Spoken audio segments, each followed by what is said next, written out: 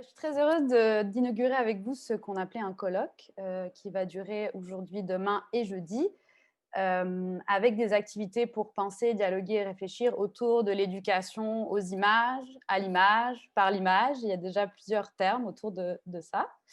Dans une perspective à la fois française et québécoise, on avait envie de mêler les deux. Mais aujourd'hui, on s'intéresse à un film québécois. C'est pour ça que vous êtes là.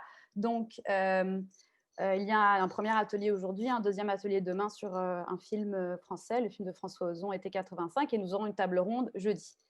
Je vais rapidement passer aux objectifs. Donc, on vous propose aujourd'hui un parcours à la fois analytique et pédagogique du film Les Ordres de Michel Brault, très beau film que je suis très heureuse de vous présenter, que j'espère que vous avez pu tous voir. Pour cette rencontre, j'ai le grand plaisir de recevoir trois intervenants brillants et merveilleux qui sauront vous donner envie de montrer ce film à vos élèves, pour les enseignants qui sont là, ou de revoir ce film pour les autres. Nous avons Anne-Marie Cousineau. Anne-Marie, tu peux peut-être faire un petit signe pour montrer, voilà. Parfait. Anne-Marie Cousineau, qui est l'autrice de plusieurs dossiers d'accompagnement pédagogique, entre autres pour Mediafilm, mais aussi pour des maisons de production comme Maison 4 et qui a longtemps été professeure de littérature et de théâtre au Cégep du Vieux-Montréal.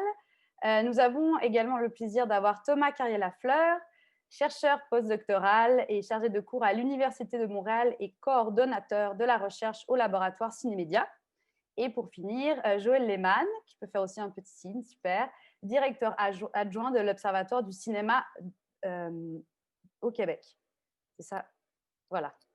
Parfait. Je vais bientôt céder la parole aux intervenants.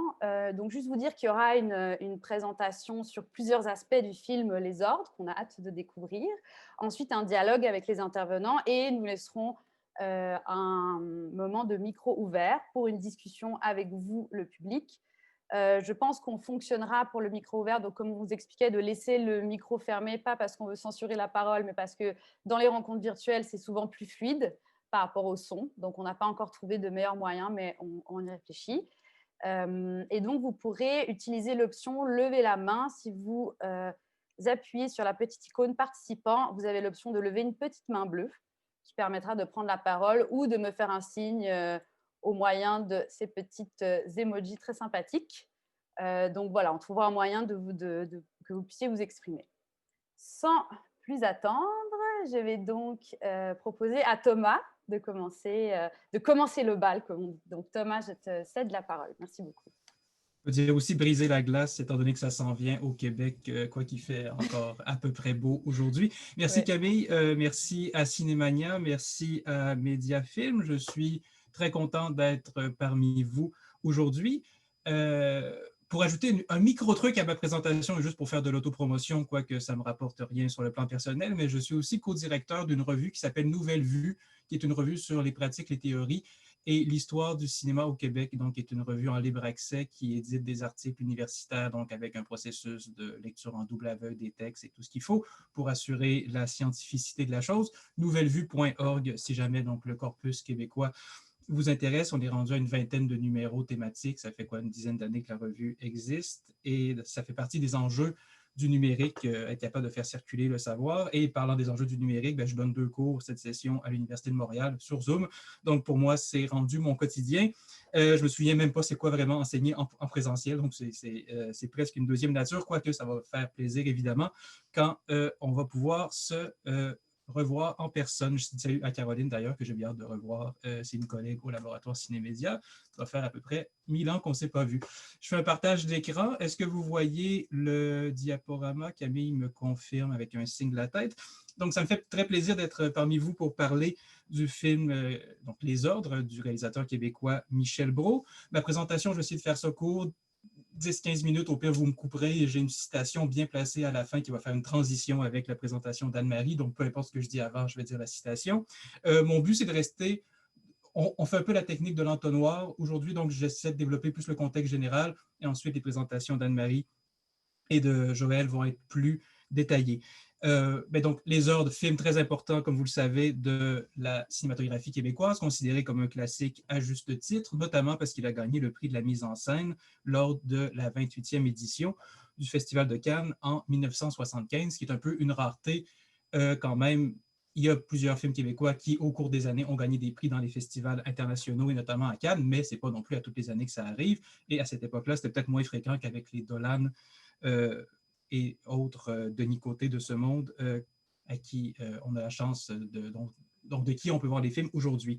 C'est un film, Les Ordres, qui est encore particulièrement d'actualité car les tristes événements dont il traite viennent de célébrer leur 50e anniversaire et le film a été projeté, diffusé à différentes occasions cet automne. Je mentionne d'ailleurs que j'ai vu parmi les participants Marianne Gravel, qui est professeure de cinéma au Cégep de Sainte-Foy à Québec, qui a organisé la projection du film Les Ordres en ciné-club. Et il y avait le cinéaste Bernard Raymond, donc un autre grand cinéaste québécois, qui était venu discuter avec les collègues là-bas, donc du film. Les événements donc, du film au Québec, on les appelle donc les événements de la crise d'octobre ou octobre 70. Il y a un autre film qui est très important dans le corpus québécois qui parle de ces mêmes événements, c'est le film Octobre de Pierre Falardeau, 1994. Et la grande différence entre les deux films, on pourra en reparler plus tard, le film de Pierre Falardeau est très ostensiblement politique, un film même, on pourrait presque dire anecdotique, qui cite tous les noms des personnes concernées, alors que le film de Michel Brault, et ça va être un peu l'essentiel de mon propos aujourd'hui, de vous dire qu'il reste dans une forme d'abstraction. C'est éminemment un film politique, c'est un film qui est engagé, mais qu'il l'est presque plus, je dirais, du côté de la forme que du côté du contenu, ou du moins, il vise une forme d'universalité à travers le contenu en ne ciblant pas trop précisément le contexte local, si on veut. La crise d'octobre 70 au Québec, pour ceux qui ne le savent pas, ça consiste essentiellement, mais je vais très vite, on va pouvoir y revenir, en l'instauration de la loi sur les mesures de guerre par le gouvernement du Canada, suite à une série d'enlèvements politiques menés par le Front de libération du Québec, le FLQ, qui est un nom de collectif utilisé par plusieurs réseaux qui militaient en faveur de l'émancipation du peuple québécois, donc disons-le comme ça. Et Brault le rappelle au début du film, 450 personnes vont être arrêtées dans la foulée de l'instauration de cette loi sur les mesures de guerre et plusieurs arrestations menées sans fondement. Et donc, Les Ordres, essentiellement, c'est un film sur l'abus de pouvoir et sur l'injustice. Mon point, c'est ce que je vais essayer de développer avec vous, c'est que Les Ordres, c'est un film complexe, un film important, et ce, à au moins deux niveaux, et qui demande une sorte de double lecture, un double devoir de mémoire. D'abord, la mémoire des faits et la mémoire des événements dont le film s'inspire et dont il tire sa matière narrative. On pourrait dire que c'est la mémoire politique du pays de Québec, pour reprendre l'expression de Louis Hémond dans Maria Chapdelaine. Et de l'autre côté, l'autre devoir de mémoire concerne moins la politique que l'expérience artistique du film, de même que sa place dans l'évolution des formes filmiques, et non seulement au Québec, mais de manière générale dans l'histoire du cinéma. Donc, on pourrait faire un cours complet là-dessus, je l'ai déjà fait, j'ai d'ailleurs déjà eu donc, Camille comme étudiante dans une autre vie dans un séminaire sur le cinéma québécois, mais donc on pourrait développer ça très longtemps, mais en gros, c'est les deux points de vue que je voudrais essayer de faire valoir par rapport à ce film-là pour montrer que tous les films riches peuvent être analysés de plusieurs façons et qu'il y a différentes lectures qu'on peut en faire. D'ailleurs, c'est pas seulement propre au film Les Ordres, mais de manière générale, c'est un double regard, à la fois un regard national, politique, un regard plus esthétique qui est possible donc de porter sur la plupart des grandes œuvres d'art. Et c'est une théorie qui est développée par plusieurs écrivains, par plusieurs penseurs, notamment par le romancier et essayiste Milan Kundera, qui développe une opposition que je présente souvent quand je donne un cours sur le corpus québécois, qui est l'opposition entre ce qu'il appelle le grand et le petit contexte, qui est une notion qui peut être utile pour comprendre ce que je voudrais essayer de dire par rapport au film de Michel Brault. C'est dans son texte donc un essai qui s'appelle Le Rideau, je cite Milan Kundera. Il y a deux contextes élémentaires dans lesquels on peut situer une œuvre d'art, ou bien dans l'histoire de sa nation, appelons-le le petit contexte, c'est évidemment un terme un peu polémique, mais je pense que c'est choisi à dessein de la part de Kundera, ou bien l'histoire supranationale de son art, appelons-le le grand contexte. Nous sommes accoutumés à envisager la musique tout naturellement dans le grand contexte. Par contre, un roman, parce qu'il est lié à sa langue, est étudié dans toutes les universités du monde, presque exclusivement dans le petit contexte national.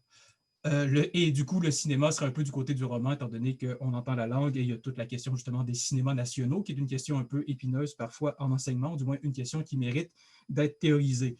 Je vous l'ai dit, j'enseigne notamment le cinéma québécois et c'est donc le dilemme que cerne Kundera est quelque chose de tout à fait concret qu'on peut décider d'aborder. On n'est pas obligé, on peut juste foncer et ne pas y réfléchir, mais en tant qu'enseignant, on peut aussi se poser cette question-là. Est-ce qu'il faut développer la question donc le fait qu'il existe potentiellement une opposition entre petit et grand contexte devant les étudiants quand on enseigne justement un corpus national.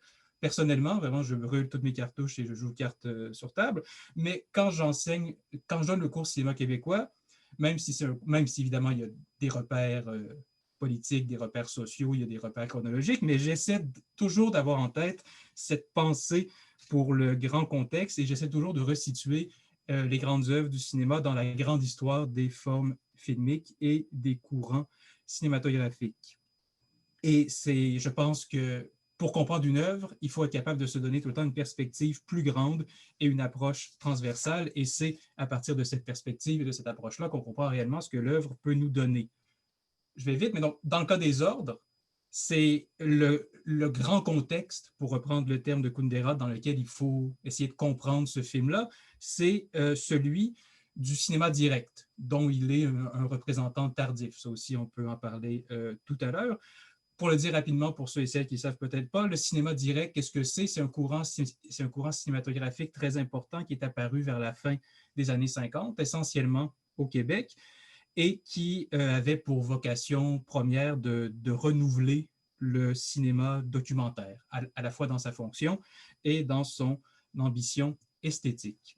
Dans la grande histoire du cinéma, donc dans ce que Kundera appelle le grand contexte, le cinéma direct fait partie des différents courants qui ont favorisé la transition d'un cinéma plus classique vers un cinéma moderne. Et tous ces courants-là sont arrivés à peu près en même temps, donc au cours des années 50 jusqu'aux années 70. En plus du cinéma direct, vous avez le néoréalisme en Italie, la nouvelle vague en France, la New Wave en Angleterre, etc. Je ne vais pas tous les lire et les contextualiser, mais il faut bien voir que sur le plan, donc malgré les différences sur le plan géographique, qu'il y a une vraie synchronie dans ces années-là dans les différentes sphères du monde du cinéma et que tous ces différents mouvements partagent donc des intérêts communs à la fois sur le plan esthétique et narratif, et que tous ces courants-là avaient pour but essentiellement de réécrire l'histoire du cinéma et de refaire, donc de repenser ce qu'était l'expérience cinématographique. Et le Québec, donc, pour le coup, était au cœur de ce bouillonnement-là. Je ne vous donnerai pas un cours, mais rapidement, c'est quoi le cinéma direct? C'est quoi les principaux aspects qu'on retrouve, d'ailleurs, dans les ordres, même si c'est un film qui va plus loin d'une certaine façon que le cinéma direct ou qui tente de faire autre chose, mais qui capitalise sur les acquis du cinéma direct. Donc, parmi ces caractéristiques, on retrouve la mobilité de la caméra. Donc, les années 50, c'est l'invention de nouvelles caméras plus légères, plus portatives, et on peut se déplacer, filmer dans différents lieux, et donc renouveler par là même les sujets habituellement traités au cinéma. Abandon du commentaire savant ou poétique. Pendant longtemps, le documentaire, ça a été avec une voix off qui va dire voici ce qui est à l'écran, voici ce qu'il faut en penser. Dans les films de cinéma direct, il n'y a pas ce désir-là de dire quoi penser au spectateur. Il y a une plus grande liberté de montage aussi. Le montage devient plus poétique et non seulement un montage transparent. Quelque chose, je ne vais peut-être pas tous les lire, mais je pourrais partager le PowerPoint si vous voulez, mais en même temps, c'est des choses qui se trouvent facilement. Mais l'importance, le point 4, de la parole vivante. Donc, le cinéma direct, essentiellement, c'est aller vers les gens, écouter leur parler, écouter leur dialecte, écouter leur phrasé et écouter leurs histoires. Et ça, c'est évidemment quelque chose d'extrêmement présent dans le film Les Ordres. C'est quelque chose que Brault a gardé avec les fausses entrevues qu'on voit dans son film et dont Anne-Marie va parler. Et j'arrive au dernier point ici. Mélanger le documentaire et la fiction, c'est également quelque chose que Brault a déjà fait dans ses films de cinéma direct à proprement parler et qu'il reprend dans un film comme Les Ordres. Et encore une fois, je crois que c'est Anne-Marie qui va aborder cette question-là. Mais donc, on voit tout ça était déjà présent avant Les Ordres, et Les Ordres, qui est un film qui reprend les acquis du cinéma direct pour construire autre chose, incorpore tous ces éléments.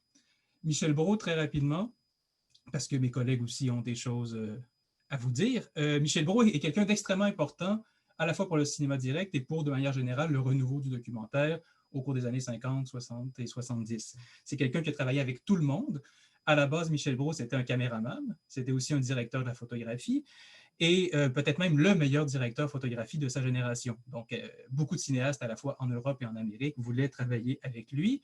Et voici donc les différents projets auxquels il a travaillé et qui amènent progressivement jusqu'à un film comme Les Ordres. Parmi ces films-là, lequel dont je pourrais juste insister peut-être sur Les Racketteurs, qui est peut-être le premier film de cinéma direct, qui est co-réalisé par Michel Brault et Gély Groux, donc Chronique d'un été, que Michel Brault a construit avec l'anthropologue cinéaste Jean Rouch et le sociologue Edgar Morin. Et pour la suite du monde, peut-être le mentionner, qui est peut-être, donc qui est un long métrage, contrairement au Racketeur, qui est un court métrage, qui est peut-être le chef-d'œuvre du cinéma direct, qui est co-réalisé par Michel Brault, Marcel Carrière, qui était preneur de son, mais qui était aussi un des réalisateurs, et Pierre Perrault, poète, cinéaste et homme de radio. Les Ordres, c'est pas le premier long métrage de Michel Brault, c'est le deuxième, et donc le premier, c'est Entre la mer et l'eau douce, réalisé en 1967 avec Claude Gauthier qui joue d'ailleurs dans les deux films. Et dans les deux cas, Brault va reprendre toutes les techniques qu'il a pu expérimenter dans le monde du documentaire pour essayer de les appliquer à l'univers du cinéma de fiction. Donc, dans les deux cas, il y a l'espèce de frontière très poreuse entre le documentaire et la fiction qui était déjà présente dans le cinéma direct lui-même, mais dans ces films-là, c'est la perspective qui est renversée. C'est d'emblée des fictions, mais qui reprennent des éléments du documentaire, alors que dans les documentaires du cinéma direct, c'est essentiellement d'emblée un documentaire, mais qui incorpore des éléments de fiction. Et Anne-Marie va parler de tout ça. Moi, je conclus seulement avec une citation qui vient des Cahiers du cinéma, la grande revue, une des grandes revues au monde sur le 7e art. Et je cherchais un texte, justement, qu'est-ce qui a été écrit sur les ordres pour voir justement comment est-ce que ça a été reçu à l'extérieur du Québec, pour voir est-ce que cette universalité dont j'ai parlé, que Brault vise avec son film à travers le travail sur la matière et le vocabulaire du cinéma, est-ce que ça a été ressenti par les critiques ou si c'est juste moi qui essaie donc de dire que finalement le film n'est pas juste important par sa relecture du passé québécois, mais par son inventivité formelle, j'ai été content et je suis content d'ailleurs d'avoir été invité parce que je n'aurais pas fait cette recherche-là sinon, mais en trouvant, donc en cherchant un peu dans les cahiers du cinéma, il y a Serge Toubiana qui est un critique important, qui a été directeur des cahiers pendant un certain temps, qui écrit ceci sur le film. Je cite, « Dans la dernière période, de nombreux films sortis à Paris abordent, sous un angle ou un autre, ce qu'il est convenu d'appeler la raison d'État. Section spéciale, qui est le film de Costa Gavras sur le gouvernement de Vichy. Kaffer Kazem, qui est un film syrien sur un massacre qui a eu lieu en 1956. Et surtout, donc il dit surtout, Les ordres de Michel Brault. Ce n'est pas seulement parce que le sujet se passe dans notre actualité, donc c'est un film plus contemporain, donc qui parle des événements de 70 et le film est en 74, mais surtout parce que les mécanismes du pouvoir sont mieux décrits qu'on peut dire du film de Michel Brault qu'il est le plus moderne. Le film saisit le fonctionnement de l'État répressif à ce moment d'exception où le masque du libéralisme est tombé dans un nouveau système d'assujettissement des citoyens de la machine étatique. Et là, la phrase importante, c'est ici. C'est donc le sujet, le corps du sujet qui préoccupe Brault et non pas le pouvoir nominal, ses lieux, ses confidences, ses froufrous. Là-dessus, anonymat complet. Le pouvoir n'est là que par ses effets sur les corps des sujets, donc des comédiens, que par les cadres où il les enferme. Et je pense que cette critique le montre bien. Finalement, ce qui compte dans les ordres, du moins ce qui compte pour moi et pour certains spectateurs, c'est d'abord l'universalité de la démarche de Brault, son mélange entre les codes du cinéma documentaire et du cinéma de fiction, qui est capable, sans pour autant délaisser le contexte national et politique, de raconter une histoire qui finalement touche tous les publics et qui touche tous les contextes. Et je crois que j'aurais terminé. Et sur ce, on avait prévu donc 3 courtes présentations. Je pense que je pourrais passer la parole à ma collègue Anne-Marie, qui va développer plus en détail peut-être la structure du film, ainsi que certaines de ses thématiques. Merci beaucoup Thomas pour cette amorce dans l'univers de Brault et du cinéma direct. Donc Anne-Marie, je te laisse la parole à présent. D'accord. Alors, comme je suis néophyte, moi, contrairement à Thomas, de l'utilisation du partage d'écran et tout, je m'essaie. Attendez, ça va, je vais y arriver. Et attendez encore, parce que c'est pas prêt. Je vais y arriver. Bon, ben écoutez, je suis pas capable. Mais ouais. OK, je pense que je l'ai. Vous me voyez? Vous voyez tout? OK. Alors, ben, merci Thomas. La citation, effectivement, de Toubiana est très juste, tant sur la modernité de l'écriture du film que sur le traitement du sujet. Je dois vous dire que je vais peut-être être un petit peu plus longue, mais je vais essayer de faire rapidement quand même. Mais sachez que l'essentiel du propos que je tiens aujourd'hui est déjà en ligne dans un texte sur le site de Ciné École. Je ne vais pas tout réinventer. Donc, c'est le moment où vous pouvez prendre une petite pause puisque vous pouvez le retrouver facilement. Mon propos va se structurer en 3 temps. Je vais revenir un peu sur le sujet du film, bien que Thomas ait quand même donné déjà pas mal d'éléments. Ensuite, regarder la structure narrative du film et terminer sur sa thématique. Alors donc, Michel Brault, dans ce film, ne tente pas de reconstituer ni d'analyser la crise d'octobre, comme le dit Thomas. Les protagonistes ne sont d'ailleurs jamais nommés. Il raconte plutôt les conditions de détention de ceux et celles qui ont été emprisonnés quand la loi des mesures de guerre, promulguée le 16 octobre 1970, à la suite des enlèvements par le Front de libération du Québec, a été promulguée. Donc. Ce que Brault tente de saisir, c'est plutôt comment cette loi qui suspend les libertés civiles et permet arrestation et détention sans mise en accusation, crée un climat délétère dans lequel tous les repères habituels s'estompent.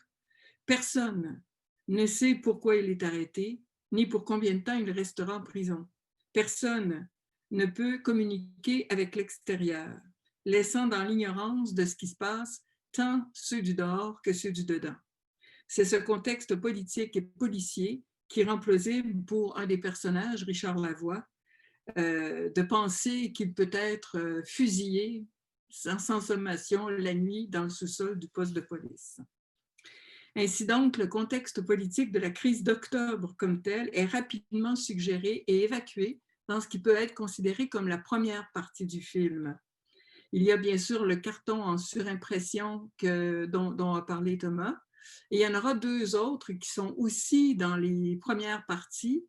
Une surimpression où est-ce qu'on voit la lettre du maire de la ville adressée au premier ministre pour faire venir l'armée et intervenir au Québec, qui va d'une certaine manière conclure cette première partie. Et on voit aussi rapidement un gros plan sur le journal que Clermont Boudreau, un autre personnage, est en train de lire et qui parle des vagues d'arrestation. Alors, tout ça, en 15 minutes, est à peu près réglé. On n'y reviendra plus de façon spécifique. Michel Brault se concentre plutôt sur la collecte de témoignages d'une 50aine de personnes qui furent arrêtées et détenues pendant des jours, des semaines, voire des mois, pendant cette période de la loi des mesures de guerre. À partir de ces témoignages, le réalisateur a créé 5 personnages principaux, 3 hommes, 2 femmes, et dont les histoires singulières s'entremêlent pour forger un récit unique. Il me semble qu'il y a déjà dans ce choix du réalisateur de 5 histoires qui s'entrechevêtrent autour d'un récit unique, une clé d'analyse et de compréhension du texte. Une articulation entre le récit continu et sa fragmentation par les narrations des personnages, entre les événements passés et le présent de la narration, entre les faits racontés et la réflexion sur ceux-ci. Sur le plan de l'écriture cinématographique, Thomas en a parlé, cela se reflète dans la fusion des genres entre la fiction et le documentaire. Gilles Marcellet, dans Vie des arts, en 1975, parlait des ordres comme d'une fiction documentée. Donc, la fiction d'abord, une certaine histoire, une chronologie. Vous allez voir, le film, sans être découpé en parties formellement, suit quand même une linéarité. Il y a d'abord cette exposition, la toile de fond socio-historique, les arrestations, la détention et finalement la libération de ceux qui ont été enfermés, hommes ou femmes, pendant la loi des mesures de guerre. Alors donc, au début, la toile socio-historique va permettre de présenter 3 des personnages, Marie Clermont Boudreau, Louisette Dussault. On présente en fait les images d'un quartier populaire où vivent Marie et Clermont Boudreau. Lui est un délégué syndical dans une usine de textile, et Louisette Dussault, qui est une travailleuse sociale qui empêche au début du film, enfin tente d'empêcher au début du film, une expulsion de logement. Cette partie-là se termine justement sur le carton de l'appel du maire au premier ministre, et va s'enchaîner ensuite une série de scènes d'arrestation qui sont souvent de nuit, avec déploiement de policiers en uniforme ou en civil, avec mitraillettes. L'arbitraire règne. Les policiers, par exemple, frappent brutalement à la porte des Boudreaux au petit matin, pendant que Clermont fait du taxi et que toute la famille dort. Il n'y avait pas l'air des bandits, mais il n'y avait pas l'air des policiers non plus, dira Marie Boudreau. Marie Boudreau est amenée parce que son mari est absent. La voisine de Richard Laloy est aussi amenée par les policiers parce que, s'étant trompé de numéro, ils avaient d'abord frappé chez elle. Richard Lavoie va être le père de famille en chômage, est arrêté sans motif, ainsi que le docteur Jean-Marie Beauchemin, qui a créé une clinique populaire et qui est amené menotté en pleine nuit. Donc, c'est une série de scènes qui s'alternent puis qui forgent cette partie-là. L'intérêt de ces scènes d'arrestation, ça se termine sur l'arrestation de Clermont Boudreau, et il y a une insistance à montrer beaucoup l'arrivée dans le sous-sol du poste de police. Ce sont des scènes qui tenaient beaucoup à cœur à Brault, des scènes qui étaient assez coûteuses parce qu'ils nécessitaient d'avoir beaucoup de figurants. Mais il y tenait, et c'est de filmer en noir et blanc, ce qui coûtait moins cher à l'époque, qui lui a permis de sauver ces scènes, cette séquence de scènes de la rafle. Cela dit, le choix de mettre en couleur les scènes qui se déroulent en prison, comme on va le voir, et en noir et blanc celles de la vie normale des personnages comme celles des entrevues, relève aussi d'un choix esthétique. On peut voir peut-être une manière de créer, tout en les brouillant, des liens entre la fiction qui est en couleur, c'est la prison, et le documentaire en noir et blanc, la réalité. Arrive ensuite toute une partie du film qui tourne autour de la détention et qui alterne entre la prison des hommes et des femmes. Si les scènes qui se déroulent chez les hommes sont souvent plus violentes, toutes mettent en lumière la perte de son identité une fois qu'on est dépouillé de ses vêtements, dépossédé de ses biens, et la vulnérabilité devant l'arbitraire et les abus de pouvoir carcéral. Nous y reviendrons, c'est le cœur de la thématique. Et la dernière partie, je me suis perdue, c'est là, du film, c'est la libération. Mais cette libération, elle se fait au compte-gouttes, un personnage à la fois, et qui finit tranquillement d'ailleurs de terminer la partie de la détention. La première relâchée, c'est Marie Boudreau, à laquelle on dit « c'est une erreur si vous avez été arrêté ». À son retour chez elle, Claudette Dussault trouve l'appartement sans dessus-dessous et elle est bien entendu placée sur écoute. Avant d'être relâchée, Clermont sera emmenée, menottée, de nuit, seule, au salon funéraire où son père est exposé. Richard Lavoie est mis au trou une dernière fois et sera relâché beaucoup plus tard. Il fera un séjour en hôpital psychiatrique à sa sortie, ébranlé par tout ce qu'on lui a fait endurer. Et tout ça pour pas grand-chose, pour rien. La consigne du silence dont parle Jean-Marie Beauchemin a maintenu les personnages dans l'ignorance des raisons de leur détention. Leur libération n'apporte aucune réponse. Pas une maudite ligne dans les journaux. C'est comme si rien ne s'était passé, dit Clermont Boudreau.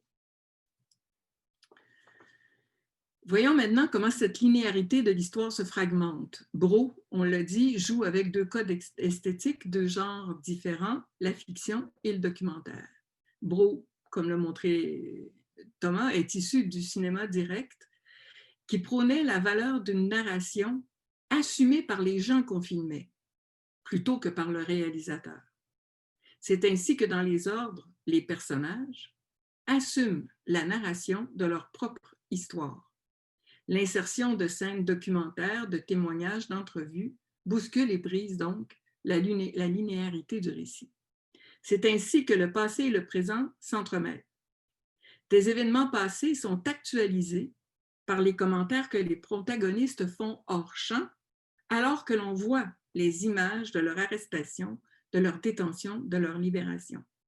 On mesure ainsi combien l'effet délétère de la détention arbitraire se poursuit après la libération des individus. Les scènes d'entrevue, les fausses entrevues, dans lesquelles les personnages racontent et expliquent ce qui les a marqués ou traumatisés, avec une certaine distance dans le temps et dans l'espace, établissent cette fois-ci des liens entre les faits, ce qui est arrivé, et la réflexion qu'ils engendrent. Cependant, et c'est encore une des grandes forces du film, les ordres ne juxtaposent pas les codes des deux genres documentaire et fiction, mais les fusionnent. Le recul critique n'est pas tributaire du seul traitement documentaire des entrevues dans le film. Le recul critique est le propre de l'ensemble du film. Plusieurs scènes jouées sont porteuses de signification et d'une dénonciation très précise des abus de pouvoir. À l'inverse, certaines entrevues émeuvent par leur intensité dramatique, leur silence, leurs hésitations. Finalement, et c'est pour mieux brouiller les frontières, à leur première apparition, les comédiennes et les comédiens se nomment et présentent leurs personnages. Cette stratégie crée un effet de distanciation. C'est une pratique artistique chère à l'époque, en rappelant que tout le film est une fiction, qu'il est la représentation d'une histoire réelle, certes, mais que ce n'est pas cette histoire. Ce sont les comédiens et les comédiennes qui assument la narration de l'histoire des personnages. Cette structure narrative qui allie linéarité et fragmentation, récit et réflexion, sert avec force le propos et la thématique du film que le titre « Les ordres » résume. La nécessité d'obéir aux ordres revient comme un leitmotiv dans le film de Michel Brault. Nous, on suit les ordres. Ah, c'est les ordres qu'on a eus. On reçoit des ordres et on les exécute. L'obéissance aux ordres déresponsabilise complètement celui qui les exécute et le disculpe du harcèlement, fouille arbitraire en pleine nuit, des privations, gruau sec pendant 3 jours, des petites humiliations, rester enfermé plusieurs jours dans sa cellule sans pouvoir se laver, de la mesquinerie, empêcher Clermont d'assister aux funérailles de son père. Bref, le harcèlement qu'il inflige aux détenus. Si Brault avait voulu illustrer le concept de la banalité du mal, développé par Hannah Arendt quelques années auparavant, il n'y se serait pas pris autrement. La soumission à l'autorité, la soumission aux ordres, peut transformer n'importe quel humain, autrement plutôt ordinaire, en bourreau. Déshumaniser les prisonniers est nécessaire. Déshumaniser les prisonniers permet de rester insensible à leur peur, à leur souffrance, et donc d'exécuter les ordres. On déshabille les prisonniers, on les fouille à nu, on les regarde prendre une douche obligatoire avant de leur donner des vêtements de prisonniers, tous identiques. En prison, t'as plus de talent, dit Claudette Dussault. En prison, on ne se ressemble plus, déclare Jean-Marie Beauchemin quand on lui met ses vêtements de prisonnier. Couper la barbe de Richard Lavoie, une scène dont Joël traitera tantôt, appartient à cette logique de l'uniformisation des prisonniers. Autant de façons de nier non seulement leur identité, mais aussi leur humanité. On m'avait volé une partie de ce que j'étais, dit Richard Lavoie. Pour conclure le devoir de mémoire, ce qu'on a vécu là, finalement, dit Jean-Marie Beauchemin, c'est un bien petit malheur. Mais ce qui est important de comprendre, c'est que ça signifie qu'il y a quelque chose de pourri en quelque part. Il ne faudrait surtout pas que ça se répande. Ainsi, à travers le témoignage du docteur Beauchemin, Michel Brault indique le sens et la portée de son film, Un devoir de mémoire. Les droits démocratiques ne sont jamais totalement acquis. Les abus de pouvoir et les systèmes autoritaires peuvent surgir et surgissent, ici comme ailleurs. Tant par son contenu que par sa facture, le film de Michel Brault garde aujourd'hui encore toute sa pertinence. Merci. Désolée de la longueur. Merci beaucoup, Anne-Marie. Non, merci d'avoir mis en évidence le récit fragmenté, l'intéressante idée de la fusion de la pratique documentaire et fictionnelle. Et j'aime beaucoup cette conclusion sur le devoir de mémoire, sur lequel nous y reviendrons, je pense. Donc, merci pour ça. À présent, je laisserai la parole à Joël, qui va également nous partager son écran et nous montrer encore un aspect un peu différent de ce film extrêmement riche. Donc, Joël, c'est à toi. Pardon, je fais une mini parenthèse. N'hésitez pas, si vous avez des questions, des réactions, envie de commenter déjà maintenant, vous pouvez écrire dans le clavardage et ça sera toujours une belle matière pour continuer la discussion après les interventions. Donc, n'hésitez pas. Mais bonjour tout le monde. Alors, d'abord, je commence avec les remerciements pour dire merci au Consulat général de France à Québec, Cinémania, pardon, le Festival Cinémania pour qui j'ai fait du bénévolat il y a longtemps de cela, Mediafilm et à tous les collègues qui sont présents actuellement et aux collègues qui font partie de la table ronde. Et bonjour à Martine, bonjour à Caroline. Et voilà, tout le monde se reconnaît. Alors, je vais débuter. Je vais expliquer mon objectif rapidement. L'objectif de mon côté, c'était plus un aspect technique des choses, de montrer un aspect plus technique. Donc, je ne ferai pas une analyse approfondie aucunement pour des raisons de temps. On n'a tout simplement pas le temps durant nos courtes présentations de faire ça. Néanmoins, je vais vous présenter un extrait et nous pourrons en parler, en débattre après. C'est ça mon objectif, c'est de stimuler, piquer la curiosité, puis voir ce sont quoi les pistes possibles d'analyse d'une scène ou autre chose. Alors voilà, je vais commencer et vous, pardon, Camille, tu me diras si encore une fois j'ai le bon écran qui est partagé, s'il vous plaît. Oui, tout à fait. Alors, là, je vais le lancer. Tu me dis ce qu'on voit. Est-ce qu'on voit plein écran ou deux écrans? On voit Tout est un beau. écran? On voit un écran. Tout est beau, ouais. Super. Alors voilà, alors comme j'ai dit, ce sont des pistes de lecture à partir de la matière de l'expression du langage cinématographique. Je vais juste tasser dans la fenêtre un instant. J'ai de la misère, je ne vois pas tout. Pas grave. Voilà, on continue. Alors, pardon, j'ai perdu ma souris. Alors, les remerciements, c'est déjà fait. Je me présente rapidement. Je ne suis pas un spécialiste du tout de l'enseignement au secondaire, encore moins de l'enseignement du cinéma au secondaire. J'ai une maîtrise en études cinématographiques et j'ai de l'expérience sur le terrain, surtout en montage, donc télé, web, cinéma. J'ai fait de la photo également. Je suis un chercheur aussi et je travaille pour l'Observatoire du cinéma au Québec depuis son lancement en 2010 et depuis presque 2 ans, j'en suis le directeur adjoint. Alors, voilà pour mes compétences. Alors, je commence à présenter avec quelque chose qui peut être une unité pour certains. Puis mon objectif ici, c'est de rejoindre tout le monde, autant la France que le Québec ici, en présentant un film des Frères Lumière. C'est au début du cinéma des premiers temps. Je vais présenter quelque chose qui est tout à fait qui est pertinent par rapport à la température qu'il fait aujourd'hui. J'ai vu quelques flocons aujourd'hui. Alors voilà, Bataille de neige de Louis-Auguste Lumière en 1896. Je vous expliquerai pourquoi je vous présente ça. Et en fait, je ne présente pas juste un extrait, j'en présente deux, un à la suite de l'autre. Alors, une version de 1896, comme on aurait pu le voir il y a quelques années, si nous allions chercher le film numérisé ou autre. Je vous présente, c'est un film qui dure une cinquantaine de secondes, j'en présente juste la moitié. Et voici, je démarre.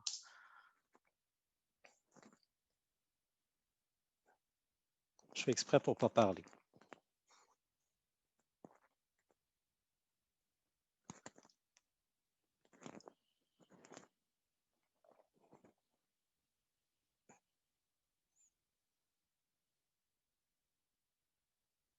Et voilà. Ça s'arrête là pour moi, mais le film continue pendant quelques secondes. Les gens s'amusent follement. On passe au prochain. C'est toujours Bataille de neige, toujours le même film, mais version remasterisée en 2020, en qualité 4K, comme on dit communément, mais qui est plutôt UHD, ultra haute définition, recadencé à 60 images secondes. Ce qu'on venait de voir, c'était pardon. Le film qu'on venait de voir, c'était probablement un film à 16 images secondes cadencé en accéléré, mais là, on va avoir une version ici à 60 images secondes. Donc, on utilise les nouvelles technologies. Je suis désolé, je ne suis pas capable de vous dire qui le fait exactement, mais utiliser les technologies de l'intelligence artificielle pour faire ceci.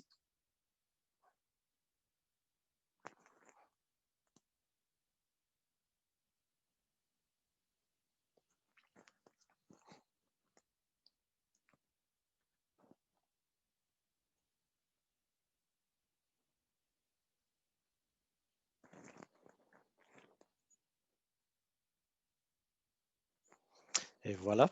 Alors, pourquoi j'ai présenté cet extrait-là ou ces 2 extraits-là? Simplement pour un effet attractif. Parce que l'objectif aujourd'hui, c'est qu'on essaie de rejoindre, du moins de ce que j'en ai compris, alors on y va dans ce sens-là, de l'enseignement secondaire auprès des adolescents. C'est l'objectif premier que j'avais en tête. Alors, l'effet attractif est selon moi quelque chose de très, très, très important. Pourquoi ces 2 extraits-là? Parce que, ben, justement, ça détonne, ça choque, j'espère. Ça impressionne, ça distrait. Selon moi, du moins, la première fois que j'ai vu ces extraits-là, ou du moins l'extrait nouveau remasterisé, ça avait tous ces effets-là et certainement plus.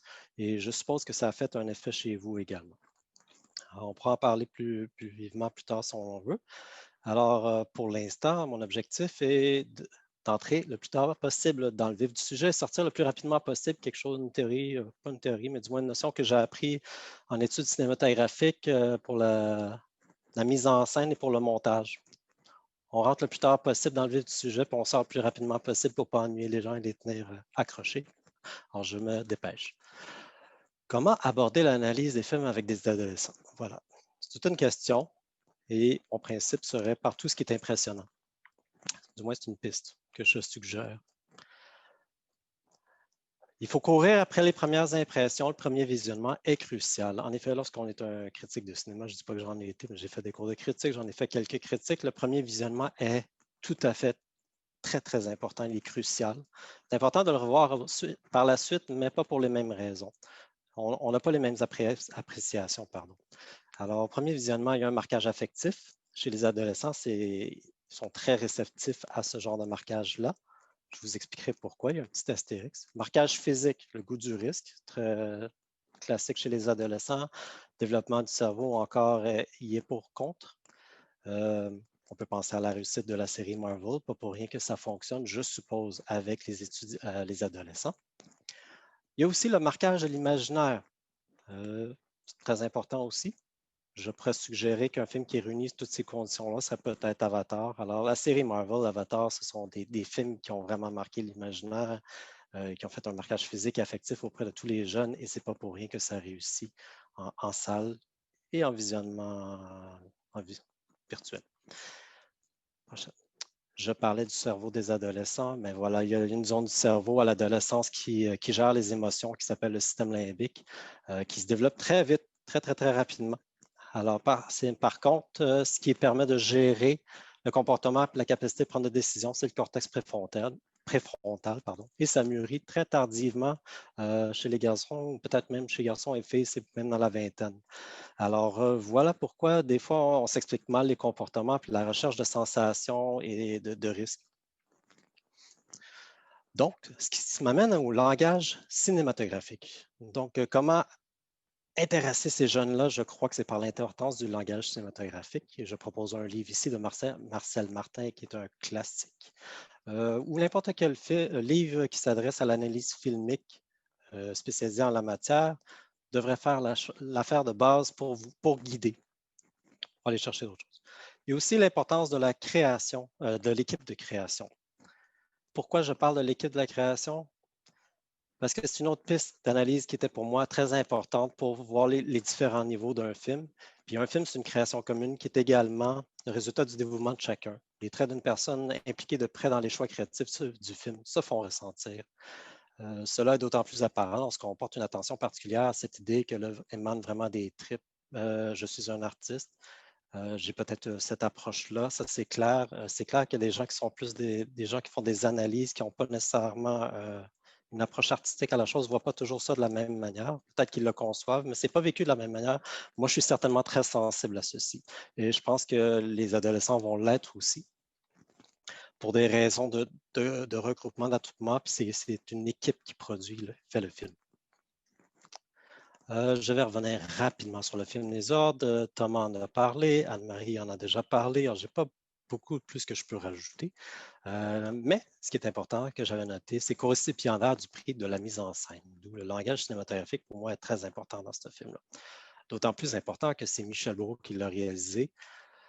pas n'importe qui, un directeur photo, caméraman, réalisateur, scénariste, producteur, mais surtout quelqu'un qui a une très grande renommée au Québec et au niveau mondial aussi. Plus de 200 productions à son actif. Et il a commencé comme photographe professionnel et ensuite est allé à l'ONF et où les notions techniques étaient très importantes à l'époque et c'est quelque chose qui est resté très présent chez lui et c'est ce qui en a fait de quelqu'un de très important. Alors, il y a son apport artistique et son apport technique. Alors, ça ramène à l'idée que c'est important de voir qui a produit, qui a fait le film, qui l'a scénarisé, qui était le directeur photo, qui a fait la direction artistique. Lorsqu'on s'attarde en tant que professeur à savoir qui a participé à toutes ces étapes-là, on arrive à comprendre multiples couches et on arrive à se poser beaucoup de questions pour découvrir des réponses intéressantes qui nous amènent ailleurs. Les codes de l'expression, quoi regarder, quoi écouter. Alors, j'en ai dressé une liste, il peut en avoir encore plus, mais ce sont des choses qui sont très présentes dans le film ici. Le mouvement de la caméra, la distance, les objectifs, il y en a qui vont dire des lentilles, mais ce n'est pas des lentilles, on dit des objectifs pour une caméra. La profondeur de champ qui est utilisée, peu ou pas de profondeur de champ, le type d'éclairage, la direction artistique, le traitement de la pellicule, le traitement de la couleur ou l'absence de la couleur. Anne-Marie l'a évoqué, les choix du couleur et de la non-couleur dans ce film-là. Le son, la musique, le mixage sonore, le montage, mélange des genres, des styles, j'en passe. Quoi regarder, quoi écouter? Dans ce film, la matière d'expression est discrète. Du moins, moi, je la trouve quand même discrète. Si on n'a pas un œil averti, ça peut sembler discret. Il est difficile de rejoindre des adolescents dans le contexte d'un film semblable, selon moi. Ce qu'il est important de comprendre, c'est que la matière de l'expression vraiment se répercute de manière constante et répétitive tout au long de ce film. Pour cette raison, il est donc vraiment important d'offrir aux jeunes spectateurs l'opportunité de visionner l'œuvre dans un contexte contrôlé. Un film est fait et s'écoute sur la durée et il est important d'accorder toute son attention à celui-ci si nous espérons sortir la portée. De nos jours, c'est encore plus important avec les petits écrans, les téléphones, les ordinateurs et les dérangements perpétuels que nous avons. Alors, l'opportunité de s'offrir un temps d'écoute est important. C'est ce que Mediafilm a fait, c'est ce que dernièrement, Mediafilm avait présenté le film, si je ne me trompe pas. Marianne Gravel au Cégep Garneau a fait la même chose avec son ciné-club par différents moyens. Il faut s'offrir ces moyens-là pour arriver à une analyse perspicace, intelligente. Les différents types d'analyses que j'allais proposer aujourd'hui, évidemment, je ne passerai pas à travers tout ça, j'en ai beaucoup trop, mais c'était pour piquer la curiosité, pour essayer d'en faire du moins une analyse. Alors, il y avait une analyse de scène, le rasage dans la prison des hommes. Anne-Marie en a parlé. Je vais passer par-dessus cette analyse-là parce que ça va être trop loin, trop compliqué. J'espère qu'on pourra en reparler si on veut tout le monde ensemble. Analyse de photographie dynamique, les plans qui se resserrent sur les personnages, c'est quelque chose qui m'a marqué. Une analyse de photographie statique, les objectifs qui ont été utilisés. Je ne pourrais pas vous dire exactement quels objectifs, mais on peut regarder sans le savoir qu'est-ce qu'il y en est de ce côté-là. Alors, pour une analyse de scène, je préfère choisir la famille se prépare le matin pour aller à l'école et au travail. C'est au début du film. La scène se produit, excusez-moi, juste avant d'y arriver à cette analyse de scène-là, rapidement, je vais parler néanmoins du rasage dans la prison des hommes. Pourquoi je voulais juste en faire la mention que la scène se produit à 53 minutes jusqu'à 54-35. Ça, c'est du côté des hommes, parce qu'ensuite, on tombe du côté des femmes, mais je me concentre sur le côté des hommes pour cette analyse rapide. Il faut savoir que la durée totale est de 107 minutes, 108 minutes.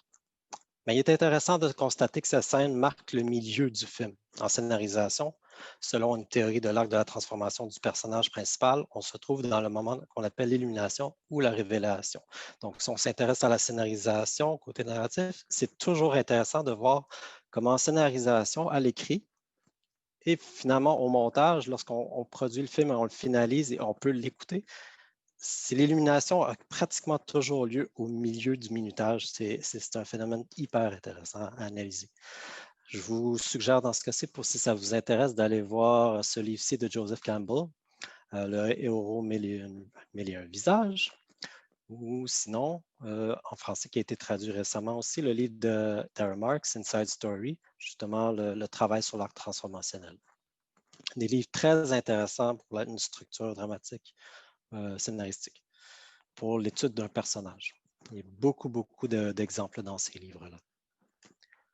Alors, analyse de scène, je suggère la famille se prépare le matin pour aller à l'école et au travail. On va regarder cette scène qui se passe à 2 minutes 34 jusqu'à 3 minutes 55 dans le film. Ce que nous allons analyser, selon moi, rapidement, la valeur des plans, le mouvement de la caméra, l'emplacement de la caméra, la hauteur de la caméra en lien avec l'espace et les personnages, et le mouvement des personnages et des comédiens. Ayez ça en tête juste lorsque vous allez regarder ce court extrait, s'il vous plaît. Bon, ça va faire. D'abord, On entend le son? qu'est-ce que ça fait à terre, ça? Ramasse ça, habille-toi, puis on part à l'école, là, maintenant. Oui, on part à l'école. Des affaires? Bonjour. Bonjour, les filles.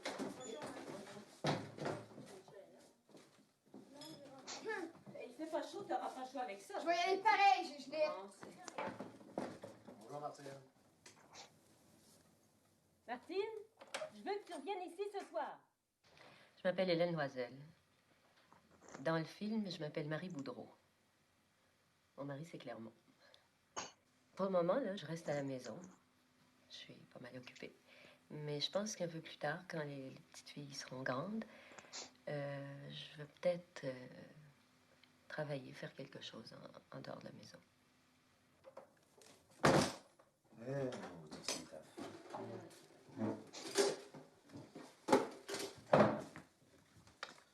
toute façon, avec ce qui se passe à ce temps-là, je vais t'avoir ici. Rien que j'avais ici ce soir. Bonjour, Matt. Bonjour. T'aurais pu m'aider, peut-être? Peut-être bien que je t'aurais mis.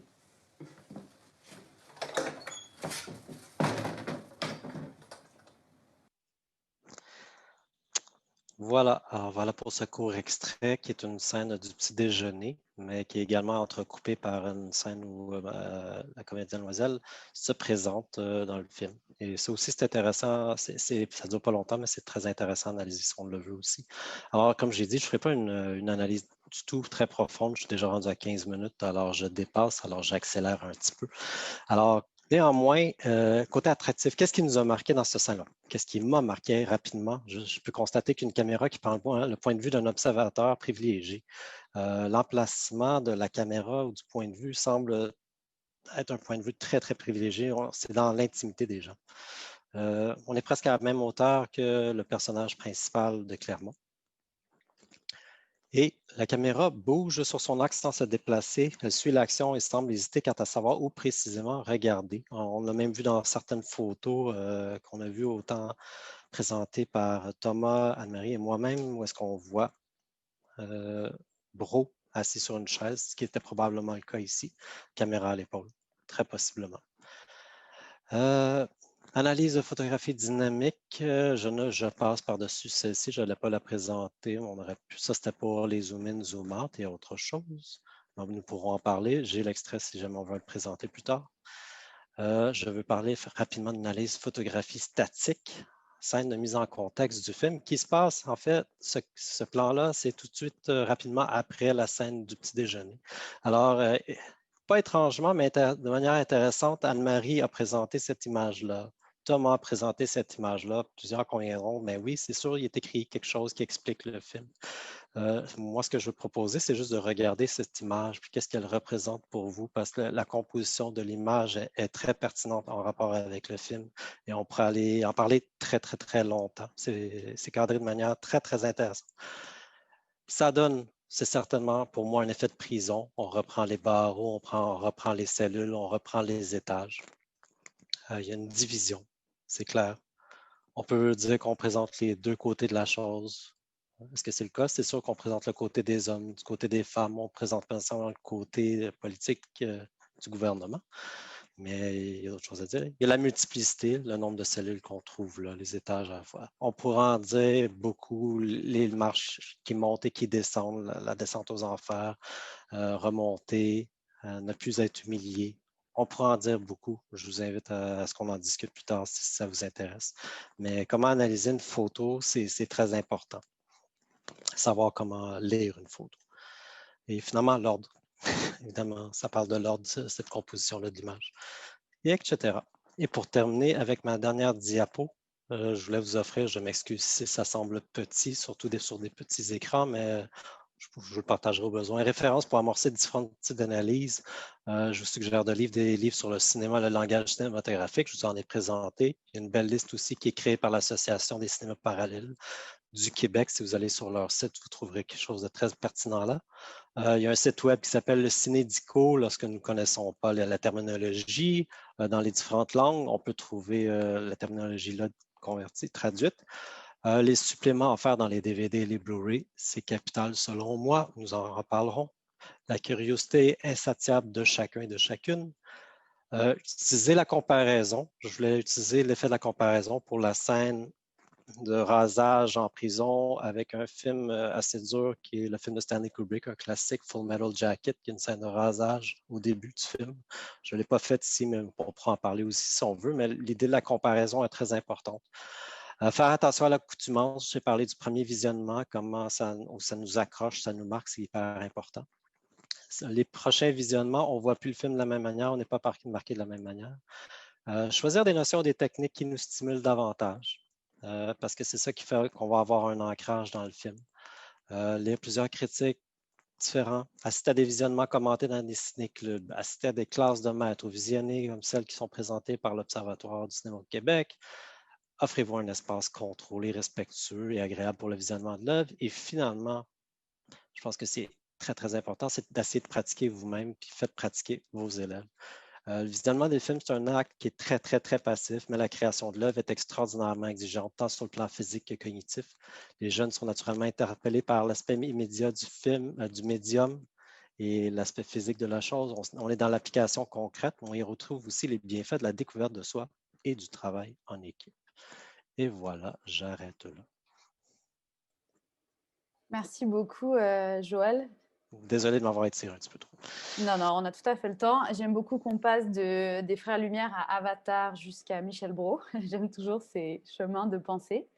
Peut-être avant de laisser la parole au public, s'ils ont des questions ou des commentaires, j'avais envie de vous lancer la balle. En fait, merci beaucoup pour vos présentations. Ça ouvre beaucoup de pistes différentes. J'ai moi-même plusieurs questions, mais je vais déjà commencer par une. Justement, peut-être d'ailleurs les enseignants, s'il y a des enseignants dans le public, ils pourront aussi intervenir. Mais moi-même, ayant été étudiante en cinéma, je me suis toujours demandé comment, si on est un professeur de français, de géographie, en tout cas d'autres matières, pour insérer un film de Michel Brault pour qu'il ne soit pas, par exemple, Les Ordres, qui ne soit pas une simple, justement, illustration pour les besoins du cours, mais qu'on puisse à la fois intégrer ce langage particulier qu'est le cinéma et à la fois faire, comme vous l'avez fait en fait dans toutes vos présentations, tout ce réseau intermédial qui relie soit à des... Tu as même présenté un livre, Joël par exemple, en tout cas qui relie à d'autres œuvres ou d'autres types d'œuvres artistiques. Alors, quelles sont vos réflexions là-dessus et comment ça pourrait être amené pour que ça ne devienne pas juste une illustration de quelque chose? Parce que j'ai l'impression que moi, c'est une question qui, en tout cas, me restait en tête, même quand j'étudiais le cinéma. Donc, je ne sais pas si un de vous trois pourrait commencer la discussion là-dessus. Peut-être Thomas, qui a parlé au début et qu'on n'a plus entendu. Tu me lances à peu près la question la plus difficile, sachant que j'enseigne Ouais. que le cinéma et que la littérature dans la vie. Donc, quoique j'enseigne au moins déjà 2 matières, ce qui fait une petite, Voilà. petite différence.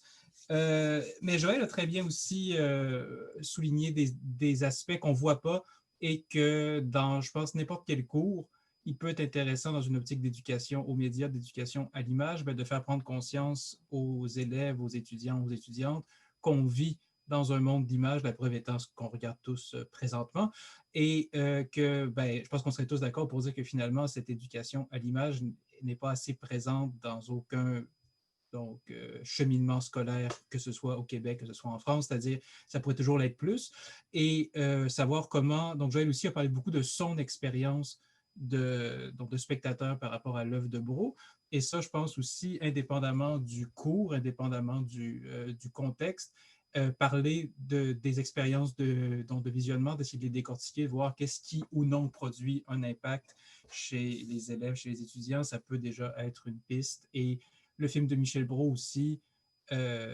sur le plan technique, essaie de produire des effets en mettant un peu, dans guillemets, des énigmes aux spectateurs. Pourquoi est-ce que ça passe du noir et blanc? Pourquoi ça passe à la couleur?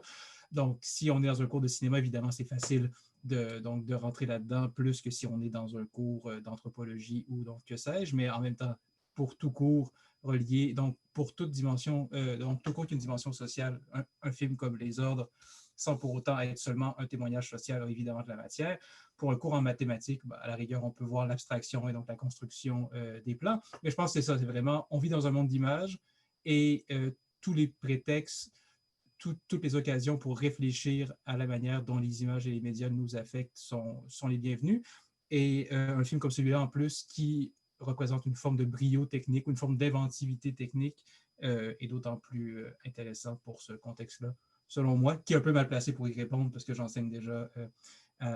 Donc, c'est comme prêcher dans le désert, donc c'est l'inverse de prêcher dans le désert, mais donc voilà. Je pense que c'est un film qui peut et qui doit être vu, peu importe les contextes aussi.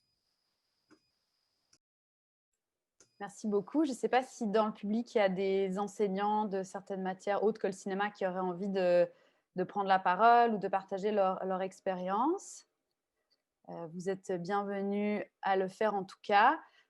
Donc, je vais peut-être continuer ma question par rapport à Anne-Marie, que toi, tu n'es pas enseignante directement de cinéma. Est-ce que tu inscrivais l'image dans ton cours? Et si oui, de quelle manière tu l'amenais à tes étudiants, par exemple? Ah, je pense qu'on ne t'entend pas. Ah voilà, Oui. parfait. Oui. Des fois, le réseau n'est pas toujours très bon ici à la campagne. Écoute, j'ai toujours mis... c'est très intéressant de pouvoir mettre en relation des œuvres qui viennent de différents médiums. Moi, j'enseignais plutôt la littérature ou le théâtre, mais régulièrement, presque tout le temps, il y avait des films qui faisaient partie du programme.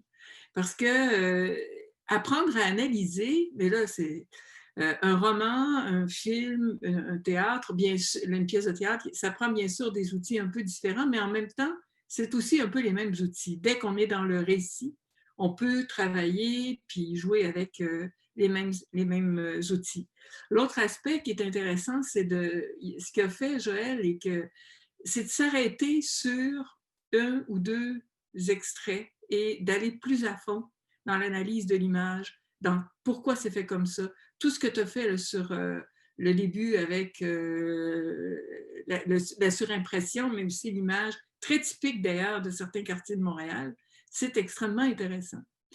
Pour moi, là, je trouve que le cinéma, c'est quelque chose dont on peut se servir en français, en histoire, en littérature, en théâtre, en éducation à la citoyenneté, en politique, en n'importe quoi.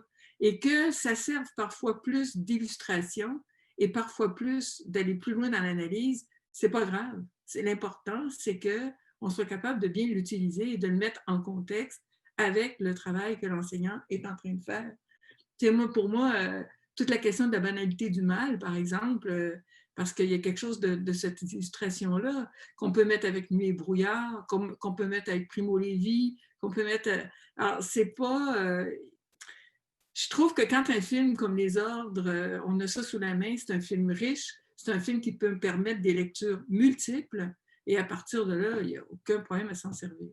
Et je suis d'accord avec Thomas, je trouve que la question de l'éducation à l'image, un peu ce que fait Joël, là, c'est ça qu'on n'a pas assez aussi dans le cursus scolaire au Québec. De s'arrêter à comment on regarde et qu'est-ce qu'on comprend quand on regarde. Je trouve que ça manque vraiment beaucoup. Oui, merci beaucoup pour ton intervention. Effectivement, on en parlera dans la suite des événements, mais c'est une question très, très centrale que tu viens de souligner. J'avais envie de poser une question en fait à Marianne Gravel, qui est parmi nous. Pardon de te mettre dans la discussion comme ça, mais donc toi, tu es enseignante et tu as montré le film Les Ordres à tes étudiants et à des étudiants justement. Donc, j'étais intéressée à avoir ton point de vue là-dessus. Et peut-être, si tu es d'accord, de partager ton expérience avec le public et cette question justement d'éducation à l'image, ce serait super. Oui, vous m'entendez? En fait, je peux vous dire que moi, depuis une dizaine d'années, je le montre dans mon cours de cinéma québécois à mes étudiants. Le fait que ça soit des finissants, la réception de ce film-là, elle est vraiment toujours plutôt bonne. Par contre, dans le cadre d'un projet que j'avais fait sur l'éducation cinématographique au collégial, puis comment le cinéma québécois pouvait devenir un outil pédagogique, je l'avais montré à des étudiants qui étaient pas en cinéma du tout, là, qui pouvaient soit être... en fait, c'est un cours complémentaire, donc ils venaient de tous les programmes. La réaction à première vue avait été assez négative.